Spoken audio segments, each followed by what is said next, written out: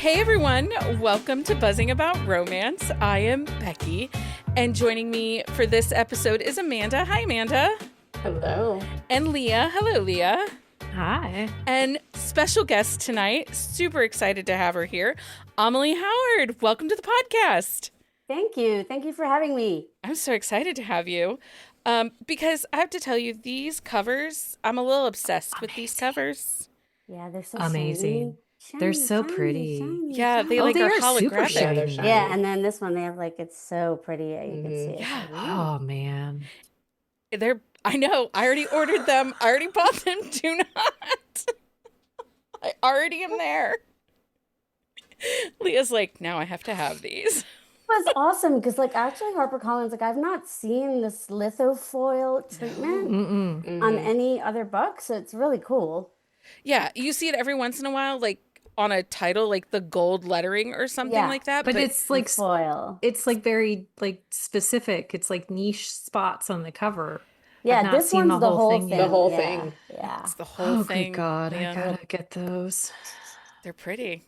they are so pretty. Anyway, we're super excited to have you here. We are celebrating it's book 2 of your duology. So this finishes it. Yes.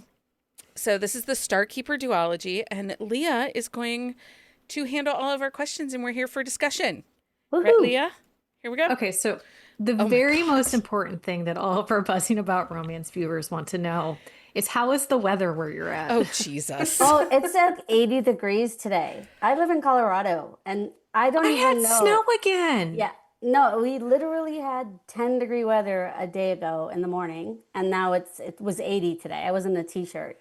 Jesus. I think it's the lowest snowpack in 38 years here, which is I think I have gotten more snow in Yeah. outside of the Pittsburgh area than the whole of Colorado. I've heard that, and it's sad because I have a ski pass. I've been one time. Oh. Yeah, my husband's actually out there snowboarding right now. Oh, So, lucky.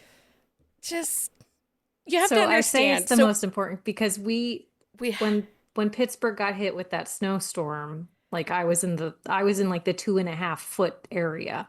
And Oh, so yikes. since then, every single episode we have talked about the weather. I see. So You're we digging have- out still. Yeah. You're like little bit at a time. Uh-huh. Yeah, we keep talking about the weather. We're not a weather podcast, but we No. keep having weather discussions. I told Becky today, I was like, people come for the books and stay for the weather. There you go. Did you measure that snowfall in inches or feet? I'm kidding. I was just put up. I don't know. We have Let's snow just kick again. that off. So. Yeah, we got more snow. But anyway, to the books now. So what initially drew you to romance as a writer? I have always been a voracious romance reader. I started reading romance when I was very little and imagining, like, Anne of Green Gables, Gilbert and Anne in a relationship, even though, like a very steamy relationship. When I was 12 years old, I was actually published. My English teacher lit a candle and asked us to write a poem, and mine was about a bridegroom who burned his bride to the ground. So dark romance was always, loved that from the start. But I also stole all my grandmas, like Harlequins and Milton Boone. I was a huge fan of, I like to say, the 5 J's. So Judith McNaught, Jude Devereaux, Julie Garwood, Joanna Lindsay, and Beverly Jenkins. Oh, The Miss 5 Bev is the iconic. best. Oh, she is literally hands down an amazing person and writer. Like, Have you got to meet her?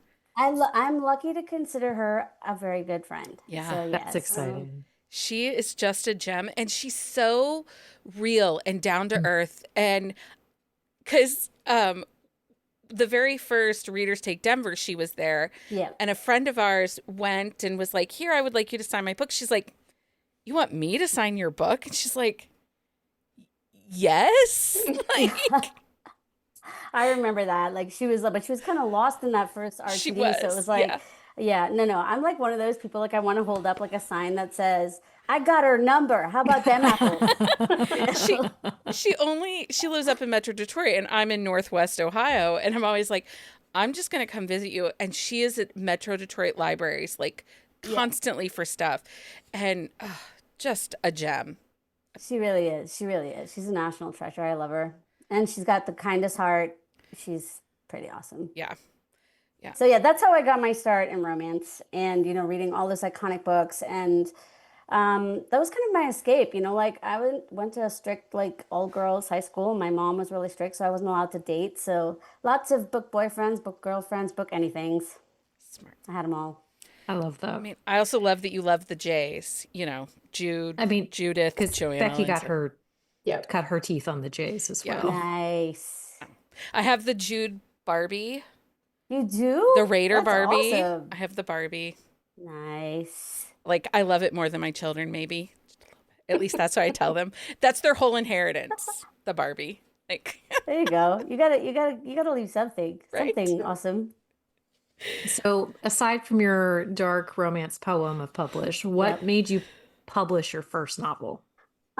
So I'm okay. So this is like kind of cyclical. When I was 15, I won a Commonwealth writing essay competition. I got an award in it. So I always thought that I wanted to be a writer. Okay. And then I went to college, and at my school they had like a January program where you can try out different courses. Mm-hmm. And for the jam plan, I knew I wanted to do creative writing. And the creative writing person wasn't part of the department. She was just a sub. And not just a sub, because my mom is a substitute in the district. They're, very good teachers. But she said that my voice was too flowery. And when you're 18 and someone tells you your voice isn't good, which is Mhm. why when I teach creative writing classes now, any workshops, I will never tell a writer that, because voice is different, and voice is Yep. the thing that makes you as a writer you. So you're 18 years old and thinking I suck, and I never took another creative writing class in my entire college time, which I regret because the English department there was so amazing. Instead, I majored in international studies and French. So I did some French literature. And then I got a job in international relations, and outside of school, I worked on Wall Street for a really long time. And in 2003, like everybody else in the world, I read Twilight. And I said to myself, oh my gosh, this lady had a dream about vampires and just wrote this book because she had a dream. And I was like, you're dressing up as a vampire and like a witch every single year for Halloween. What are you doing? So I decided I was going to try to write. I mean, listen, this thing was like a dinosaur. It was so big that I think agents at the time when I was querying were like, ma'am, you need to cut this in two. We don't want your 184,000 word book. So anyway, I mean, like, I queried in like 2009. Finally, that book was published in 2011. Okay. And then, I've been through a bunch of different agents, but that was my first book. And then yesterday was my 32nd that came out. So Congratulations. in That's 16 exciting. 16 years, yeah. That's so exciting. So exciting. Is there a piece of advice that present author you would give past author you? Not to not take another class at Take college. the class. Like I would have loved to have minored in creative writing Mhm. or something, along those lines. It's one of my regrets that I didn't do, because I think the English department, I went to Colby, was really, really, really Mhm. good. Yeah. It really is one of those things. I'll have people, authors that we work with in editing and stuff, and they're like, well, I'm not sure it's any good. It's great. You wrote a book. Like, Yeah. Totally. that's simply amazing. I'm never going to be like, what did you write? Now, if you do something crazy bonkers, I might be like, hey, we might Hey. need therapy. I mean, Well, there's well, occasional there's- like, we'll delete a sentence, be like, what were you thinking Yeah. here? But Yeah, I mean, you could always, like Jodi Picoult, like one time said, you could always edit a bad page. You can't Mhm. edit a blank page. Right. So, Yeah. which is Right. good advice. It is. I feel like romance has something for everyone, though, They which is do. one of the Mhm. most amazing things about the genre. It doesn't matter what you like, what you don't like, what your best friend likes, what whoever likes. There's something for everyone, which is well, fantastic. and between the three of us, like we have eclectic choices sometimes. Like Amanda loves romantasy, like is our romantasy expert. I read Expert. I read a lot of unhinged things, like the more bonkers, the better sometimes. And I mean, Becky, she reads weird things too, because she likes Yeah. sentient objects as Oh my things. gosh. Yeah, I've Yes. heard about those. The airplane one. Yeah. Wait, there's an And then the airplane? There's an it's called airplane one. it, Yeah. it, I it's haven't heard called about the airplane. Am I allowed to say it? Yeah. Yes. Oh, Yeah. it's called Airpeen. Airplane. Ooh. Yeah. Amanda's like, what is happening already? This is gonna be derailed immediately. We Oh, like that's it to so be funny. derailed. I read The Door Shifter, like Vera The door one, Valentine, yeah. and she did her Kool-Aid Man one. And actually, it's so funny, you guys, because so I joined a local book club. Like, I haven't been in a physical, like, out of my house book club in probably 10 years. So I joined a local book club because my friend opened a romance bookstore. And Love that. on Monday night, I was at book club and they were talking about things, and somebody asked me a question, and I was like, you know what figging is, right? And they're like, what are you talking about? And I'm like, oh, you should read this historical romance by Golden Angel. And also, she writes Hugh Cow here. And they're like, Which is always a good read They're as like, well. you read this? And I'm like, oh yeah, they're really great. And then I'm explaining to this group of like 15 women like what figging is, and they just all looking at me like, Yeah. ma'am. I'm like, you're welcome. I don't know. It's a total you're welcome. They will thank you Mhm. later. Yeah. And if they don't, they should. Yeah, they should. I did. Jenny's calling me out in the chat on YouTube. I did wreck the Kool-Aid book to someone at a restaurant one time. We were at a restaurant. Stacy told me Nice. one of my good friends reads romance, and we actually got on the subject because she asked like for a couple recommendations, and I was like, "Is consent important to you?" And she's like, "Well," I'm like, "I got you." But so she felt like the Kool-Aid Man was a bit much. Oh, Wasn't a fan of it. But I mean, even like dub non-con, like it's all everything is in Mhm. romance is safe, which is like so good. Yeah. yeah. I love that about the genre, and I've wrecked like my unhinged things too. Like Morning Glory Milking Farm by Sam Oh, yeah, that's a good one. Costa is so good, So and good. she's a great writer. Yeah. Mhm. That is a really good one. Can you share any writing rituals or habits that you have to help you stay focused? Yeah, I write in my bed like a weirdo, and that's probably not good for my back. But I wake up early. If I'm on deadline, I'll wake up at 4. Oh, And geez. that stretch, I know, that stretch of time from 4 to like 7 when, well, I only have one kid at home who's in high school, when she gets ready to go to school, but that's uninterrupted. I have no distractions. I don't even need a brick because nobody's awake online. I have like no friends. So all I have to do is just focus on the writing. So I do that from 4 to 7 when I'm on deadline, which is pretty much all the time. That's And sometimes I used to listen to like playlists when I was working on multiple projects at a time Mhm. because something about, I guess, a switch in your brain clicks on when, if you listen to a certain Yeah. set Oh, of so you'd have different songs or type of playlists for music. each Yeah, project. it automatically would get my brain into that mode. And that Mhm. worked so well for me for a really long time. Now in the morning at 4 a.m., I really don't need any music. yeah. It's so quiet. I'm so Yeah. lonely. Can you tell somebody sent me a message at 4. Yeah. I mean, No, I was gonna say Everybody we're compared to else up. is Becky's sleeping. score, I'm usually awake. So Although it's There Colorado you go. 4, so Which is yeah. 6 Yeah, a.m. here. Colorado 4 is like 6 East oh Coast. yeah, Which- that's Yeah, right. we're- I should be asleep. I'm already awake at that point because I have to get the boy up for school. The girl child 'Cause- has to go to work to make the donuts, so That's true. Oh, that's right. she Yeah, We'll message you. type it away.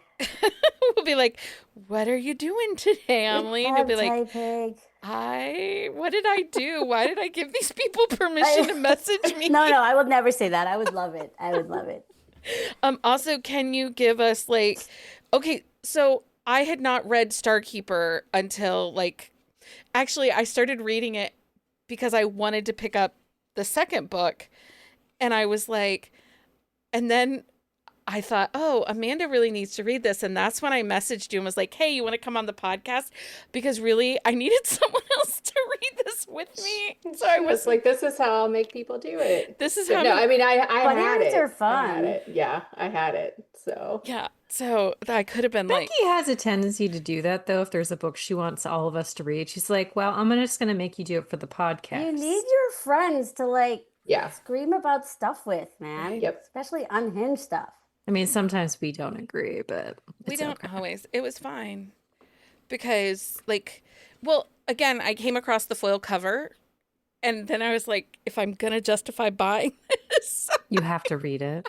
When have we ever had to do that? I know, but I felt I like we feel like needed that's it. the sprayed edge phenomenon, where you're like, Oh, I buy this book yeah. because it's pretty. And then you're like, oh, wait, what is this book about?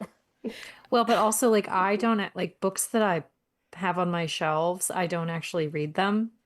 You don't want to touch them and break the spine. Oh, cracked spines stress me out. I didn't say I was opening the book. I bought it on Kindle Unlimited. Because book 1 was in KU for a little bit. Yeah. That's when Yep. I grabbed it. That's how I read it. And then Well, I I grabbed- started reading it, but then I switched to audio. And then I got the audio, which Dude, the audio is so good. I've had So so many people tell me how underrated, It's- like people it's need to know really about it. good. Like Ramiz and like Anais, she's just amazing. Like they're an amazing. I had not heard these narrators previous they to were this, but I will fantastic. be searching for more books by Yeah. now because they had a really nice blend, but I So- like the cadence and the tone of their voices as well. The guy did Assassin's Creed. When I heard his interview, like I literally was like, mine. Oh, yeah. Yeah. Well, so I'm obsessed with Wesley Shaban as a narrator. So like I just search for her, and if she narrates the book, I get it. So now this narrator, I'm Mhm. like Yeah. on my must read.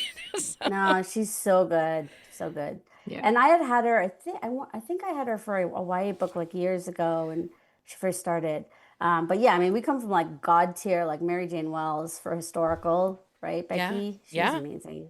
Yeah. But yeah, no, these two, magic. Well, and their voices blended really well together because nothing bugs me more than when I'm listening to a like audiobook and the male and female narrator, the voice doesn't like blend well because they don't have to be duet, even if it's just dual. Like they still have to Yeah. blend. And sometimes when you get that switch over, you're like, oh no. And then it just ruins the book. So did you know Yeah. his voice from Assassin's Creed? Or you just saw that? Okay. No. I look them up when I get the auditions. Yeah. Because they'll send me a whole bunch. Most of my publishers do it, which is cool. And then I'll pick which one I like. And depending on if they're available, then I might have to go to the second choice Right. or the third choice. But with her and him, like they were top, both of them. Actually, I think there was like one other one, but she didn't want to read explicit scenes. Okay. Oh, I mean, people have different, yeah. Everybody these, has like, different. parameters that they But will the spice agree in to. these two books was really, really good.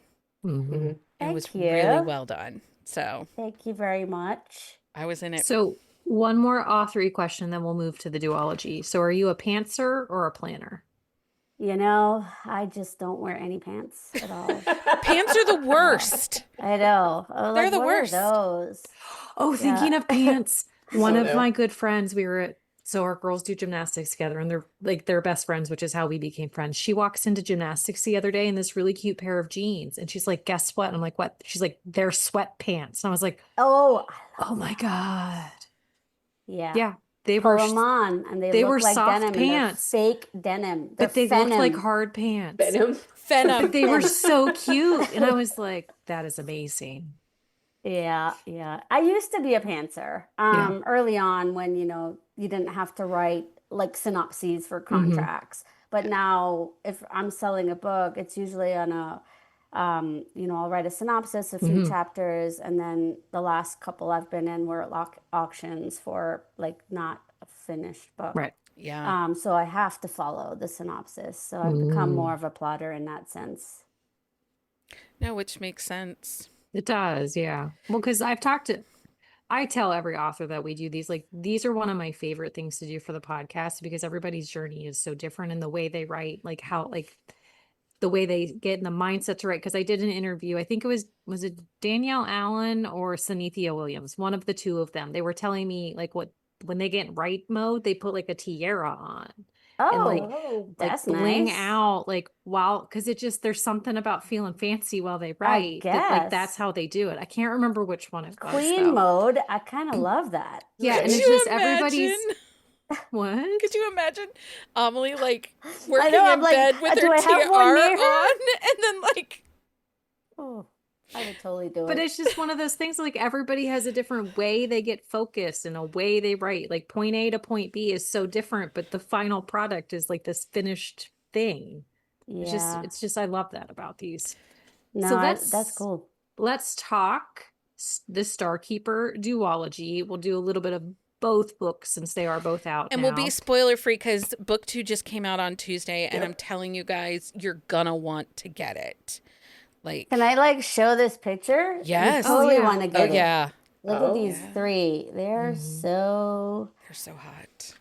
Look, he's holding her toes. The other one's giving her a forehead kiss. Like, oh my God. That's Okay. real cute. That's I really have the cute, Art. NSFW one. I'll show you later. Okay. Yeah. Nice. Yeah, because we don't have the capabilities of blurring things out. I mean, like I in don't real care. time. Whatever. Oh, are you allowed? Am I allowed to show that? No. Yes. Yeah. Are it's we? fine. I don't think we can. I think we're Okay. fine. We might get in trouble for that one. Yeah. I don't all right. care. We're That fine. one She was can- nice. That was nice. She I can wasn't show us being after naughty. she can show us when we cut the feed. Anyway, Yeah, she can show us when we cut the feed, and then we'll just tell all the listeners about it later. that's true. Yeah. You should have So- seen it. You typically write historical.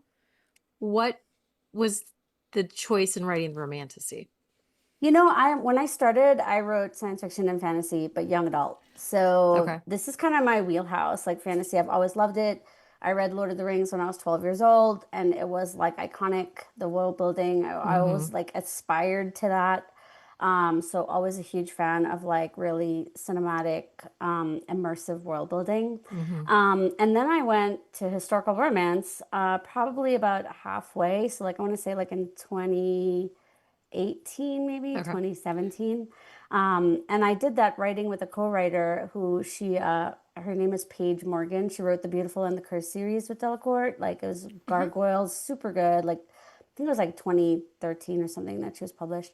And we were both trying to like get out of our YA contracts, and you can't. So like we started this writing in a Google Doc, this Robin Hood-esque type story. And in 30 days we had a draft, and we were like, what do we do with this? We love it. So we gave it to our agents, and they sold it to Entangled, to, their Red Tower. So, and we did 7 books with them. And then I went out on my own, and The Beast of Beswick was my first solo.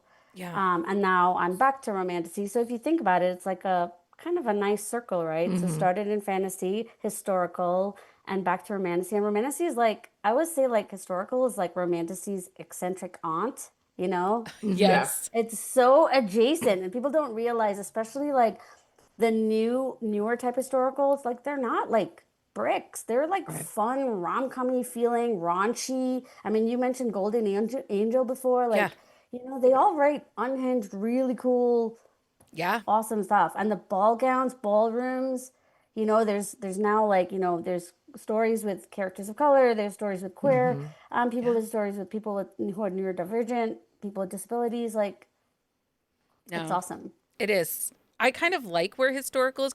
Took me a minute to like where historical is going because, But you read a lot of like I had to get out of the traditional bodice historicals. ripper Yeah. era and move. And I do like where it's going now. But I have to ask you, because the world building, that's one of the things I loved about your historicals. Your world building was just phenomenal. Like, Thank you. I just really loved it. But this one, you draw from both Indian and Persian mythology, which are not normal mythologies that we see in romantasy. It feels unique and fresh. What inspired those influences? Because that was what gripped me, to be honest, was that different mythology. Yeah. I feel like, so that's my background. I'm Persian and Indian. I grew up in the Caribbean. So I wanted to bring some of that stuff to the page, some of my culture, some of my food, some of like my settings that I grew up reading. And I knew, like, as a voracious reader myself, especially loving fantasy of all kinds, everything was very Western. And I was like, okay, well, the pantheon of gods, when you look at, the pantheon of gods that I created have like the mythology is from Vedic astrology, from India, from like, Persian, like ancient Persian, the gods and goddesses. Like Hinduism has like I don't even know how many, but many gods and goddesses. And I mean, my father's a Hindu priest, so I grew up with that.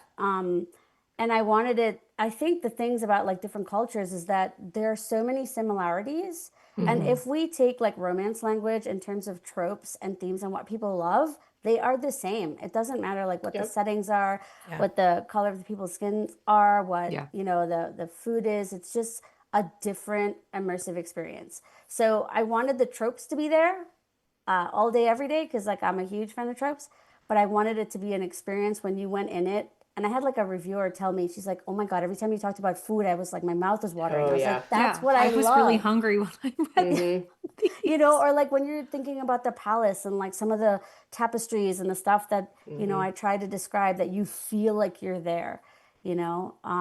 So I think just bringing bits of myself to the page. I've always wanted to like do that. And even with my historicals, I mean, you know, from reading them, like, you know, I always did detailed author's notes of, you know, if there were people that inspired certain characters or like, you know, other questions, like I always made sure and had those. So Yeah.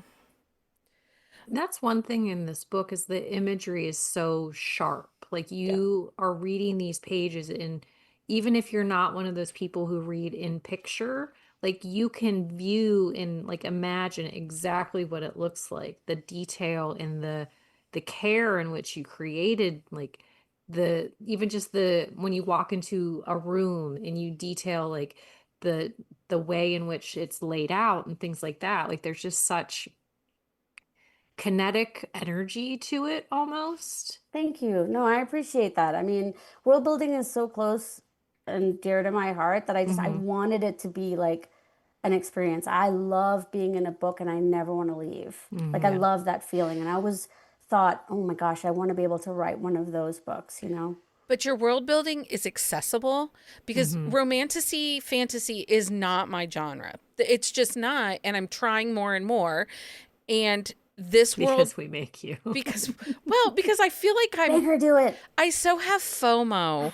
Like I feel like I'm missing out. Like people talk about, oh my God, this is so amazing. And I'm just like, okay, I'm gonna go because, and like honestly, reading yours was because, well, I love your historical. So I felt like it would be approachable, that it would feel because I know you're writing and I like your books. So I felt like it was a good call to go that way.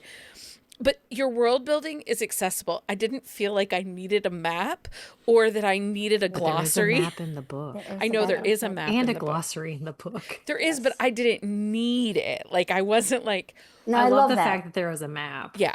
because I love me a map. And your magic was layered. The magic system was really well layered and not overwhelming. And my science brain did not get into it and be like, what? Like, it doesn't work like that. I didn't Yeah. have that moment. So Yay. kudos. Thank you. No, I'm glad. I'm really glad because I think like it was, you always want to reach like the widest audience, right? So you have Hmm. the people who are like, not magic light, but like they just don't want to be overwhelmed by too Yeah. many concepts, right? And then you have the other people who are like, I need a map and I need a glossary and I need to know all the things because it feels fantastical, right? But you Hmm. also want it to be an experience. Yeah. So yeah, I mean, I hope those two things intersected. They did for me. I was fine because, it's like stars, prophecy, divine. It was just really well layered. And I didn't have to like message Amanda and be like, what the hell? I don't know what this is. I didn't have that moment. So that's a good sign. Awesome. Yes, I love it. I mean, you try to please a lot of people, but as a writer, you can't write to Make everybody please happy. people. Yeah, Hmm. and lots of people are gonna have things they love. They have their pet peeves. I have them too. So, Yeah. but yeah, Well, and as the story builds through book one, like you get there's big changes that are happening in like really all the characters' lives. And then like as that plays out, and then we get to the end of book one. And honestly, when we got to the end of book one, I was like, where is she gonna go with this? Because it's not one of those cliffhangers where you're left like, oh my God, like what's next? It's one of those like, where are we going with this? And how does this Night King, who we get little snippets from him, but right. short snippets, like where is he coming in? I mean, I knew where he was coming in. That sounded way worse in my head. Like as it was coming out of my mouth, I was like, Yeah, yeah, that that was awesome. Anyway, but as like we got those short snippets of the Night King, I was like, how is that going to really come to fruition? So it's like, I mean, I read them back to back because I hated Cliffy, like with a fiery passion. I also am the same. So yeah. But I wasn't mad at your Cliffy because honestly, like had you just decided I'm going to stop here, like it would have been okay. That was my point. I wanted to do that because I think I also dislike cliffhangers. I will break stuff. But so I wanted to give a complete story arc with just that little jump off point. But from the point of view of the MMCs, there were always two. And like I feel like at the end of it, I remember talking with my editor about like where we were going, and I kind of said, I really love Darius, but I also love Roshan, like, and she's like, okay. I was like, what if I have to kill off one? She's like, no. She's like, I love Roshan. And I was like, okay. And then she goes, why not both? And it was like this epiphany, right? Yeah. No, but I kind of did, but also like I wasn't wanted sure that I was permission? allowed. Like, I don't know, or not even allowed. I mean, because listen, I'm a big believer in like love makes space for everyone. I see that in the book. My daughter's gender fluid. Like, I'm queer. Like, it's just, love is just, Love is love. It's not something that can be confined to social constraints or, what somebody says it is or it isn't. It's different for everyone. Yeah. And so the genesis of this story, I knew it was going to go to that. And I know that, like, some people might say, oh, I don't like what I choose or whatever. But I mean, That's a if choice, you read the story, it is a choice. If you read the story, and I've had people who've written me and said this was so beautifully done, it was so organic, like I didn't feel like it was contrived. That's kind of what I wanted for the story. And then Roshan, like, I'm not gonna lie, I read like Aquatar like everybody else like years ago, and I was like, poor Tamlin, don't get mad at me. I don't want anybody fighting me. I've never because, read it. Okay, yeah. So I haven't Tamlin, read it either. So. He's like, in the first book, obviously he's not great, but like, and I always wondered, what if that guy was redeemable in some way? Yeah. Yeah. And so that kind of also got me thinking about Roshan's story arc in book 2. But Well, yeah, I mean, his arc is quite complicated. Yeah. And because as like book 2 opens, like things are good, but they're not good at the same time. And it kind of goes downhill fairly quickly.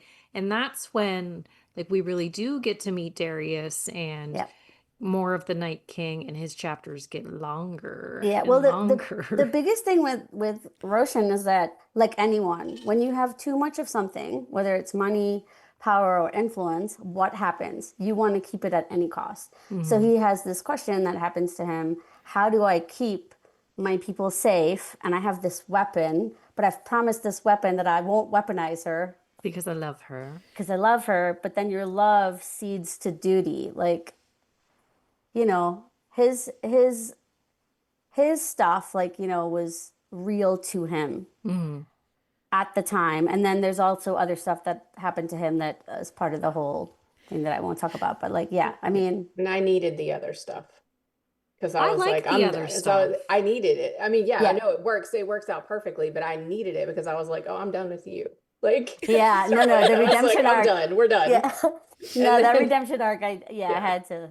Well, and it's one of those things that you're not expecting it. Like, I was not expecting his arc to go the direction that it did. Like, I mean, that could be me. Maybe Amanda saw it the setup coming, was there, but I wasn't sure if we were gonna get there or if it was, I was just unsure. Yeah, but it worked out really well. One of the things that I really hope to accomplish in this book is the Easter eggs. You see it in like a book 1. I've read books where, you read a book 2 and you're like, they explain or foreshadow all this stuff in book 1. And you're like, oh my gosh, I thought I saw that, but I don't. But you go back to read it and then your brain explodes because it's so cool. So I wanted to do something like that. So with a lot of the stuff, I did have foreshadowing and like eye movements or other things that when you learn what happens in book 2, you could actually go back and read book 1 and be like, this is... Like you can see where the clues came up. Yeah. Like I love that. So like, with the Roshan backstory, like, the stuff with Pharaoh, like, gods are cruel, ruthless. Well, and you like tension. People. I'm just going to say, like, I feel like every time it turned around, there was just more tension. And I'm like, So much tension. I cannot sit down. Like, I am angsty listening to this book. Sorry, not sorry. I do have to ask you, because your fight scenes, my best way I could explain them are cinematic. So do you picture it in your, like, are you picturing it and seeing it like a movie? Yeah. I mean, I fenced in college, so like that That's kind so of movement. Yeah. I was part of the fencing team, so that was fun. But I'm small, right? So I'm like 5'2", and I would always get my opponent because everybody was taller, and like I could just duck and I'll be out of the way because the like spot is from like here down to like your hip level. So small center. But yeah, no, I mean I love movies. That's what I do in like downtime. I like to watch movies. So I always, and like I said, I love that cinematic experience reading a book. So with the fight scenes, I wanted it to have that fluidity. And you used the word kinetic before, Leah, and like I always want my words to be constantly moving. Whether it's like a fight scene or even, and I mean, I remember like my editor, obviously a great editor is awesome, like saying, Amalie, we need to breathe. So like you, Becky, saying so much tension. I was like, I had to really think about those breathing moments. Well, because But it works really well. Like the pacing moves. Like there was not a point where I was just like, oh, we're hanging out too long. Like when are we going to get to something else? Like it moves really well. It reads really fast. Both of them. Oh, thank you, Amanda. Yeah. And the balance and the emotional beats, like the tension was there, but there was balance, which I appreciate. Because I was like, okay. Well, but each of the three of them, though, they have so many different levels to like where they're at. Like Darius, when like we first meet him in book 2, like he wants nothing to do with what is going on and is very standoffish. But then like as we get to know him, like we understand why he's standoffish, like where his reasoning is from, and there's like another person who is kind of intertwined with him, which he's not thrilled about, but he's doing it for certain reasons. And I know I'm being super vague, people, but I really want people to read this. I really hope that our but it's community... just each of them are so layered, like even from where everybody begins to ends, like there's so much growth and change through all three of them. And I don't think, had you not told the story the way in which you did, that it would have been as impactful in that growth. No, thank you. I really appreciate you saying that as well. Like, I mean, even you think about like the theme of power that I mentioned with Roshan before, Darius also struggles with that. Yeah. Because his is, if I give in to this fated mate connection, what am I going to lose? Like each of them have something to lose. And I think that's something that readers can connect with because we all have that one thing that we're scared to lose, that we don't want to lose. We don't want to trust somebody. We don't want to be vulnerable. We don't want to be weakened. And stuff like even playing around with tropes like with Suraya and the like amnesia, it's not even amnesia. I don't want to give it away what it is, but like I remember writing it going, I don't want this to be amnesia because it's not that. I want it to be calculated. Yeah. And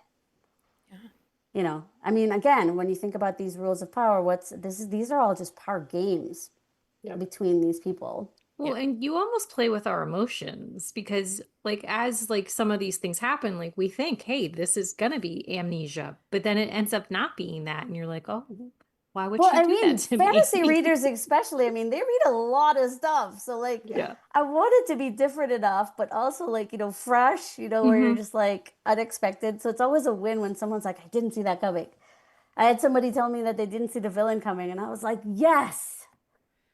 So I didn't see it coming, but again, this is newer for me, so I'm sure Amanda was like, I clocked it. Let's see. Did you know? Did? Yeah, I did. She reads There's so much little clues if you're reading very closely. There are clues. Yeah. Wow. Yeah. I was surprised. That was fun because like I think the biggest thing with like any kind of book is like you don't want to clock it too early, and I do it a lot as well because like I read so much that I can almost always say, oh, this is or this is gonna happen. I love when I'm surprised though. Yeah, it was later. It was not like right away. See, I read a lot of romantic suspense, and I will clock those ones more often than I clock a romantasy, but I don't read it at I will admit, I sometimes don't read it as deeply as I read a suspense book, so that might be part of it. Yeah, But suspense is a different thing too, because you're mhm, looking for clues in suspense, which yeah. is like, part of that experience. The mystery in that is like what you're looking for. So you go into a suspense mystery book like thinking I have to look for the things that will get me to the end. Fantasy is a journey, like where you're like, I want to be on this quest, or I'm, looking at these characters getting together and I want to see the magic system. So it's like it's a different experience. Historical, same thing. I want to see a Mhm. heroine who's trapped by circumstance, who has rules and expectations to follow. How's she going to get around all those things to get what she wants? You Yep. know, Yeah. which I think is why, like, sometimes when we're in slumps, we're like, I'm going to pick this book, or I'm going to fall back on one of my J's, because I Mhm. know. Yeah. Category every time. I mean, like Yeah. mass market Anytime going away Becky or makes me I get in sad. like a really big slump, I either reread or go to category romance because that's where I got my start, like category. Yeah. It's like your comfort blanket. You're like, I know that this is gonna be good. Well, and it's like the formula of a category romance. It is like it there are certain points in those books you know something's going to happen, and I am okay with that sometimes. No, me too. I hear you. Like that predictability and that like comfort factor is important. Makes it Hmm. easy when other things feel out of control, but Oh my Yeah. God. Yeah, I have anxiety and ADHD. So yeah, sometimes I need that. I'm just like, no. join the club. Like I think that we This got is to a neuro spicy Yeah, panel. we love neurospicy. we are here for it. Let me see here. What else did I have? I Oh, don't know what else you have. I do. I had one more thing. So what do you hope as readers walk out of this book and are putting it down? What do you hope they take away from this or feel at the end even? Like Well, what? at the end, like I kind of alluded to earlier, I want you to feel like you close the book and you're like, that was so satisfying. I Yeah. love that feeling when you close a book and all the stuff's tied up and you've been taken on like an adventure. The romance makes your heart kind of like squeeze, sometimes and you're just like, oh, that was so good. And you're so satisfied. So like I think from that perspective, like I hope when you close the book, you get that feeling. I mean, hopefully you got it with my baby dragons. Oh my God, that was so cute. But I love writing in the I little love the baby attitude with dragons. them and stuff, just little pieces like that. But also walking away from a book that has Eastern influences and thinking, this is so freaking cool. What is a simurgh? I want to learn what a Persian phoenix is. And you go and look it up and you see this tattoo, Oh, wow, by the way, nice. which I sent to HarperCollins when they were doing the cover. Oh, And this Oh, is did did you? you? this is what informed that cover.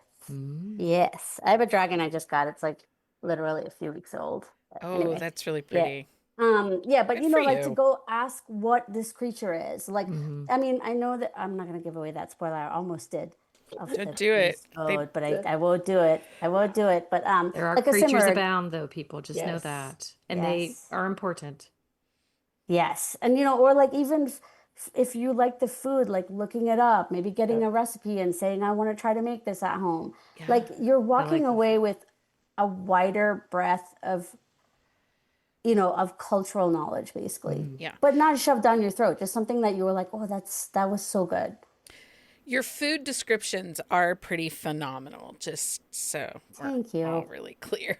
Like, and we locally don't have an Indian restaurant anymore. It was so fun. There was a girl that was going to college here, and her parents moved here with her. And while they were here, they opened a restaurant. And when she graduated, they stayed for 1 year after, and then closed the restaurant, and then moved to where she Oh, was. sad. And I'm like, oh, so I have to go like up to Toledo. Yeah.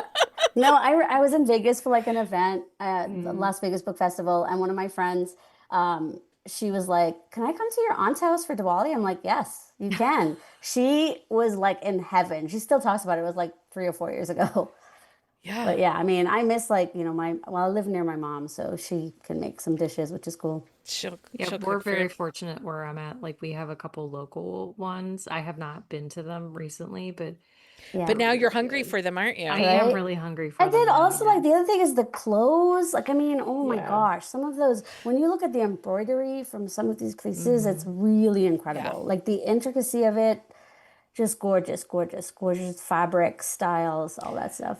Well, actually, it's funny. Gloria in the comments on YouTube says, if you're crafty, the fabric brand Ruby Star Society is coming out with a dragon-themed line in April.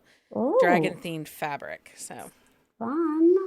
I mean, we like a hobby around here. That would make a really cool quilt.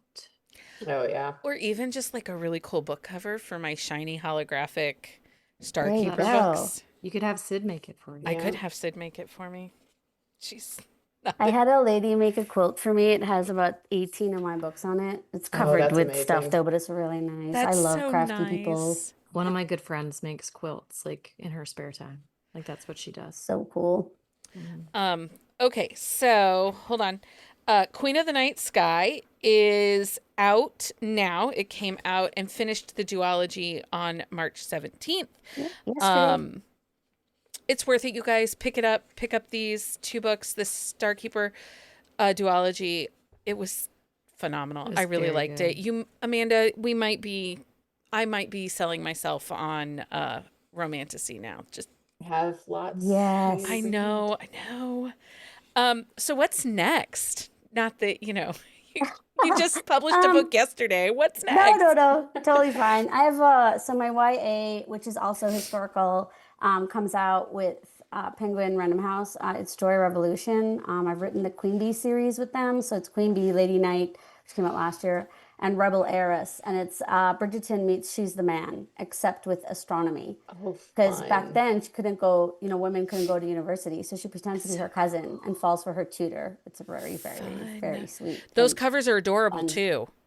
Those Oh, covers yeah. are cute. And so like Joy Revolution is an imprint that was started by Nikki and Dave Yoon. It's about books featuring characters of color written by people of color, and even the artists who did all of the art for the covers of my books, artists of color.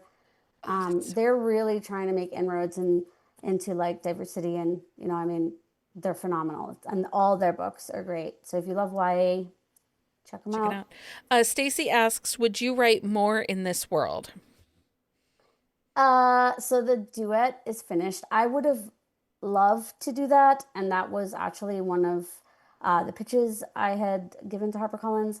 But you know how stuff is in publishing sometimes.